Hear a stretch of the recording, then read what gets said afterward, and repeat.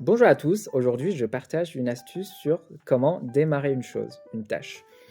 Force est de constater qu'aujourd'hui en fait la procrastination est devenue une maladie partagée par la majorité des gens.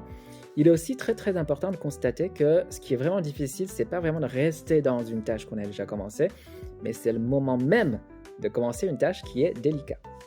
Donc en tant que TDAH, vu que je me connais extrêmement bien, je sais que je suis extrêmement attiré par tout ce qui est des indices visuels. Donc j'ai acheté plein de sabliers comme ça. Donc là, c'est un sablier d'1 minute. J'en ai acheté en plusieurs formats. Il y a 1 minute, 3 minutes, 5 minutes, 10 minutes, 15 minutes, jusqu'à 30 minutes. Hop.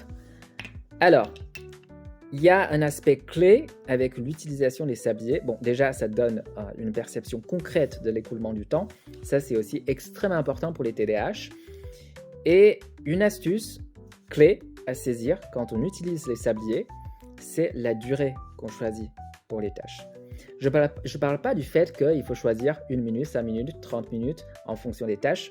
En fait, ce qui va beaucoup vous surprendre, c'est qu'aujourd'hui, j'utilise pratiquement que le sablier d'1 minute ou au max de 3 minutes. En fait, pour ça, je suis beaucoup inspiré par mon mode de fonctionnement quand je jouais aux échecs. Au début, quand j'ai commencé, je jouais que les parties de 10 minutes. Ensuite, j'ai testé les parties de 3 minutes et très vite, j'ai trouvé que les parties de 10 minutes sont de loin trop longues. Et ensuite, j'ai testé les parties d'1 minute. Et sachez que le record que j'ai établi en jouant aux échecs sans arrêt, en continuité, c'était un record de 24 heures. 24 heures sans arrêt, sans me reposer, sans faire rien d'autre du tout.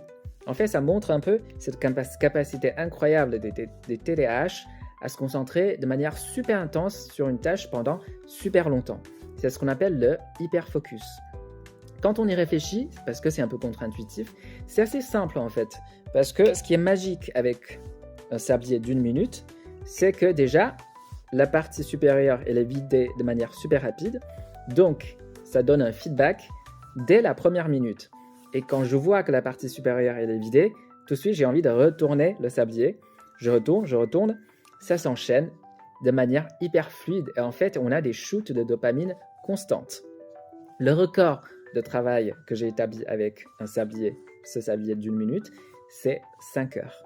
Sur une tâche super exigeante sur le plan intellectuel, la rédaction d'un article scientifique.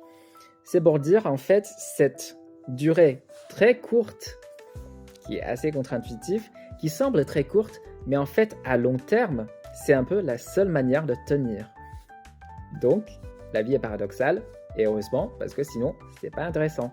Allez, je vous ai partagé cette astuce, que vous y croyez ou pas, je m'en fous. Allez, à vous de tester. Bonne chance, ciao!